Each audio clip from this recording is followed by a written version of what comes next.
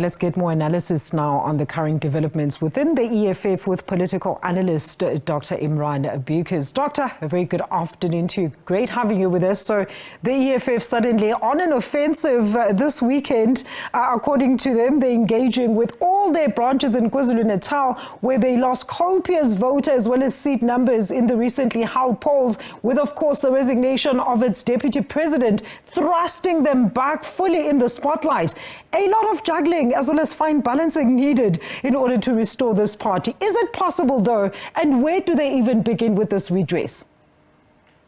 Yeah, thanks, Alicia. Thanks for having me. I think there are, a few key points. One is we know the EFF has done really well at exploiting a social crisis.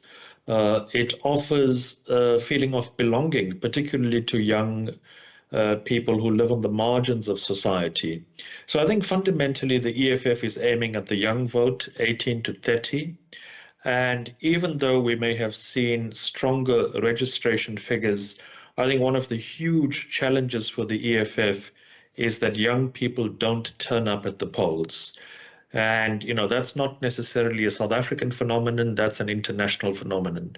Young people, the base, the important part of the EFF's electorate, don't turn up to vote. And, South Africa is a country of young people. I think that's the one element.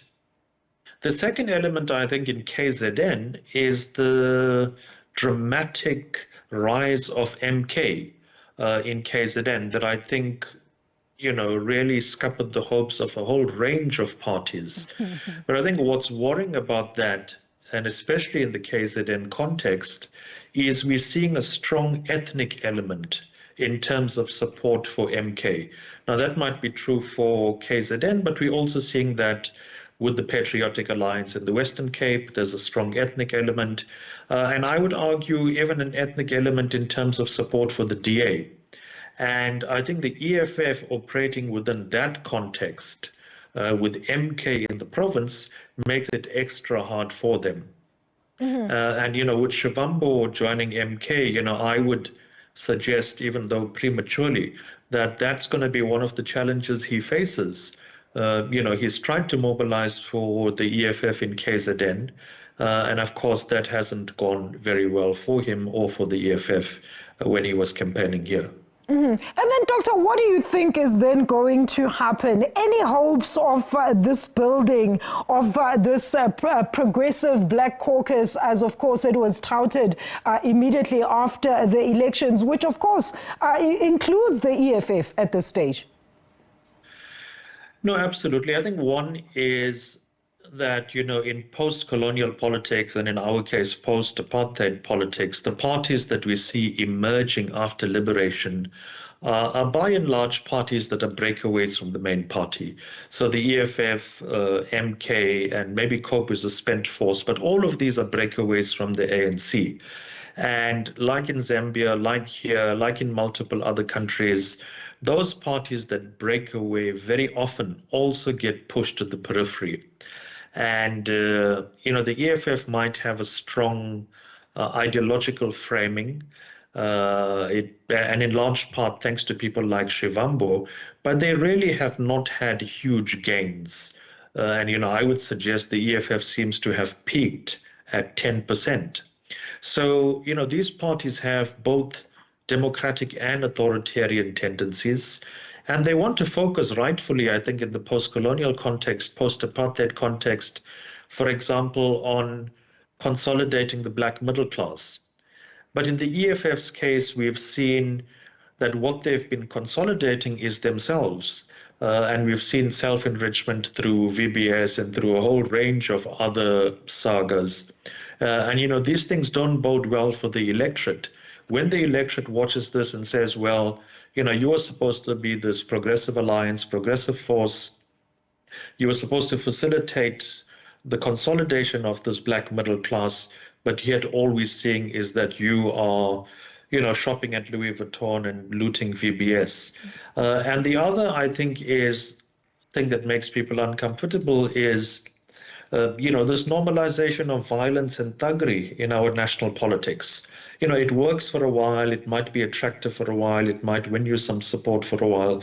But I think after a while, people also get really tired of seeing this normalization of violence and thuggery, and yet we're not seeing any kind of meaningful delivery. So I think all of these are the challenges that the EFF faces. Interesting points there, Doctor. You've actually gone through most of what I wanted to follow up on, but let's stay on this point. You made mention of the fact that, of course, everybody had expected or associated the EFF, of course, to be trying to garner or engage the young voter, and you spoke about ethnic elements as well. But let's talk about Floyd's departure. A lot of people and speculation and allegations and rumors have been thrown in the force since his departure, saying that by merely him exiting the party, this could actually potentially spell the end of the movement itself. So what do you make then of the overall current state of the party, Doctor? Will they still be around in the next 10 years? Is it even still relevant in today's society and what it represents?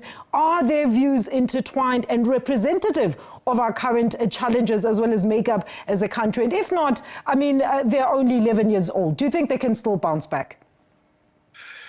Well, Alicia, there's a lot there, right? One is, I think a lot can happen in 10 years. So I think no one is going to be able to really conclusively give a good sense of where the EFF might or might not be in 10 years.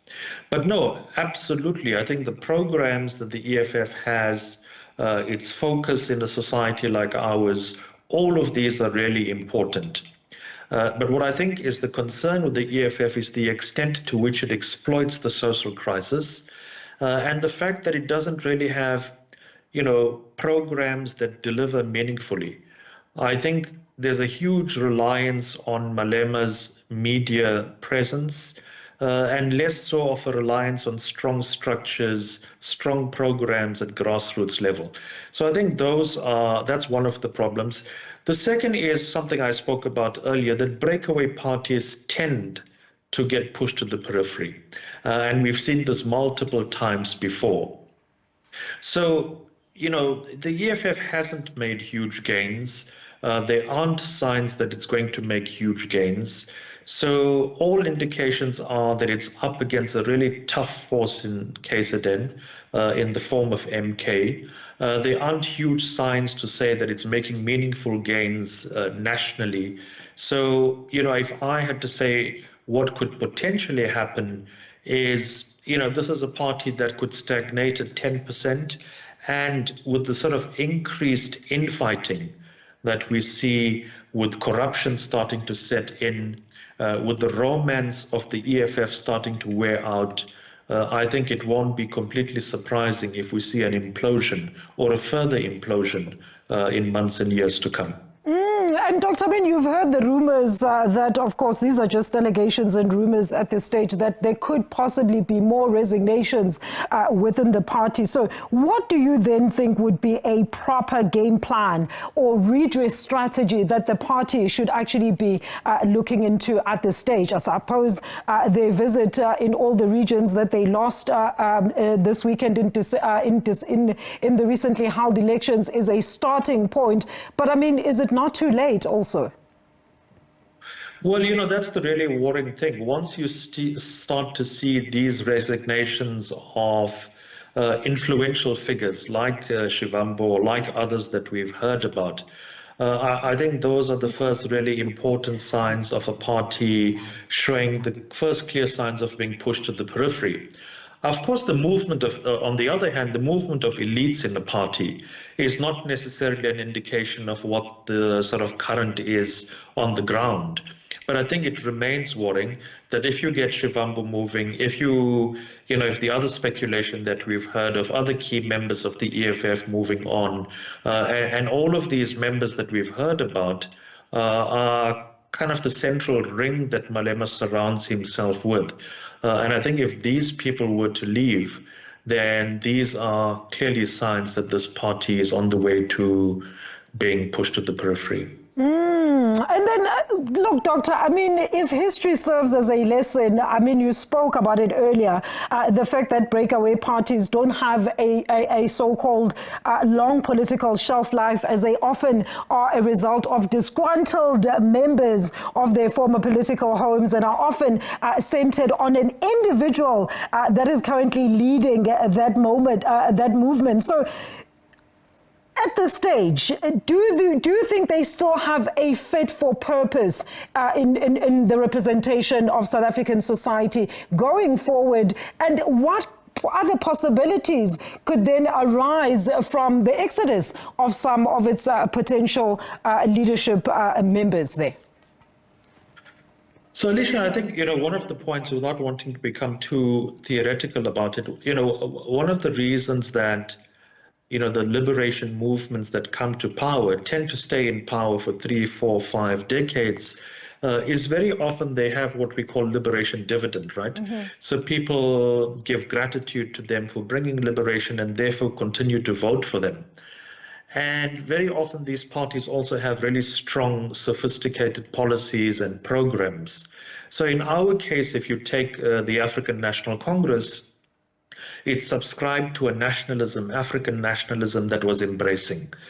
And then we start to see parties like MK, of course the PA, which is not a breakaway, but you start to see them embracing nationalisms that are insular, that are exclusionary, that are ethnic.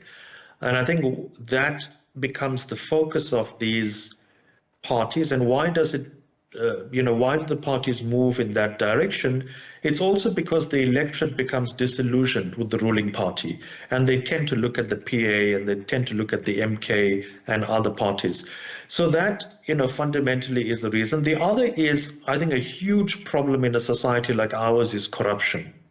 So when you have parties like the EFF, MK, focused on self-enrichment, seeing corruption as the quickest facilitator of social mobility, so you do get support for a while, and then after a while, people get completely disillusioned and start to say, like they said about the liberation movement in power, that you claim that you'd be different, but you are doing exactly the same thing. And, corruption, infighting, the kind of nationalism that these parties embrace, I think all of these are key ingredients in terms of the elements and the factors that contribute to destroying these parties. Mm-hmm. And Doctor, I mean, of course, delving into some of the public appearances that soon followed, of course, the resignation of the deputy president there, which we initially had thought it was actually one of the most mature resignations by anybody in the history of politics in the country, where everybody in the organization was there and sort of looked like they were united in wishing him farewell. But the utterances that followed, I mean, what do you think this speaks to, as well as the attacks by various members of the EFF itself against Mr. Floyd Shivambu? I think, of course, many of them see this as a betrayal of Malema. And of course, Shivambu makes another point that it's certainly not a betrayal, but he's focused on the revolution. He has this kind of intense focus on what he sees as a Marxist-Leninist approach to revolution. But clearly, it's not the kind of maturity that people had initially anticipated. People are seeing this as a betrayal.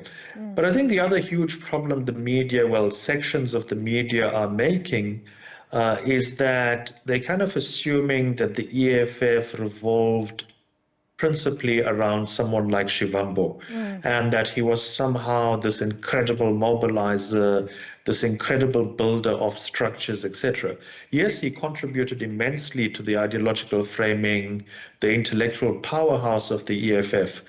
But I wouldn't agree with the fact that he's been this incredible mobilizer. We've seen him come to KZN for the EFF. He hasn't been successful at all. And I think with the current ethnic elements that we're seeing in provinces like KZN, I think, Shivambu is going to face huge challenges. And my own prediction is that, and no one can tell in politics for sure, but as time passes, Shivambu himself is going to become frustrated with the kind of politics that he's going to see himself surrounded by in MK. Doctor, great conversation with you. Thank you so much for your input this afternoon.